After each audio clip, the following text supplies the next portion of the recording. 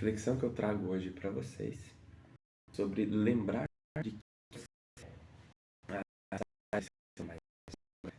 da leitura, mas vale muito a pena. Então, Romanos 8, 1, 17. Portanto, agora que já não há condenação para os que estão em Cristo Jesus, porque de meio de Cristo Jesus, a lei do Espírito da vida me libertou da lei do pecado e da morte, porque aquilo que a lei fora incapaz de fazer, por estar enfraquecida pela carne, Deus fez enviando o seu próprio Filho, à semelhança do homem pecador, como oferta pelo pecado, e assim condenou o pecado da carne, a fim de que as justas exigências da lei fossem plenamente satisfeitas em nós, que não vivemos segundo a carne, mas segundo o Espírito. Quem vive segundo a carne tem a mente voltada para o que a carne deseja, mas quem vive de acordo com o Espírito tem a mente voltada para o que o Espírito deseja. A mentalidade da carne é a morte, a mentalidade do Espírito é a vida e a paz. A mentalidade da carne é inimiga de Deus, porque não se submete à lei de Deus, nem pode fazê-lo. Quem é dominada pela carne não pode agradar a Deus.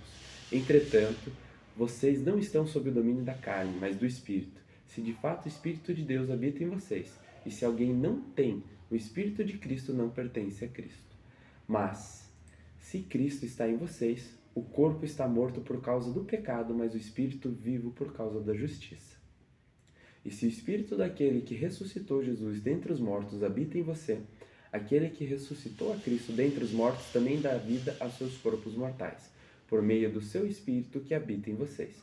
Portanto, irmãos, estamos em dívida, não para com a carne, para vivermos sujeitos a ela.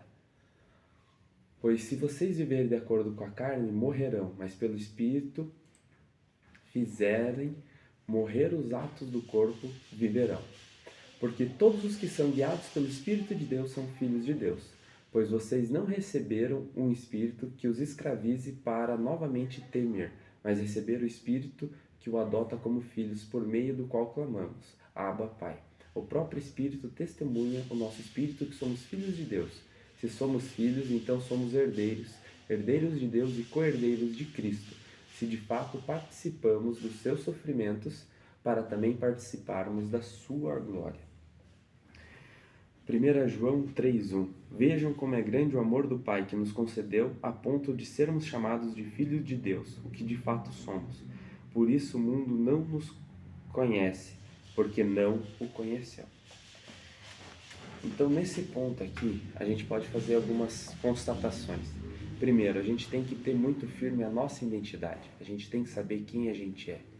Porque muitas vidas perdem o sentido, perdem o caminho, perdem o rumo, geram dúvidas. Muitas pessoas vivem por viver sem ter um propósito ou sem saber qual é o seu propósito, porque elas não entendem quem elas são. A partir do momento que você sabe a sua identidade, você sabe quem você é, nada mais pode parar você. Porque Deus está do seu lado e contra Ele é o Deus dos deuses, contra Ele não existe nada.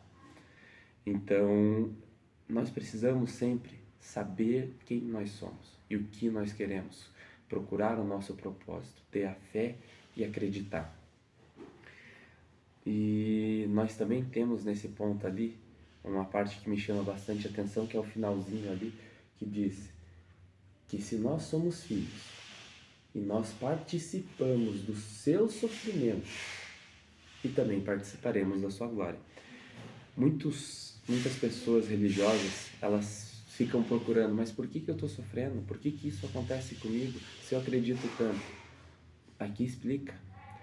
Se a gente é co-herdeiro de Cristo, Cristo veio para esse mundo para sofrer e ganhar a vida eterna. Nós também vamos sofrer, nós também vamos passar por obstáculos, por pedras, por dores, porque a gente também compartilha dos seus sofrimentos. Mas a nossa certeza e a nossa tranquilidade é que nós vamos participar também da sua glória. Então esse é o momento onde a gente tem que manter a nossa cabeça com esses pensamentos. Por pior que esteja o nosso momento, por pior que esteja a nossa situação, a gente tem que entender que o nosso sofrimento, a nossa fé, o nosso processo vai levar a gente a participar de toda a glória que foi feita para nós, que foi programada e planejada para nós. E é assim que eu deixo a mensagem para vocês hoje.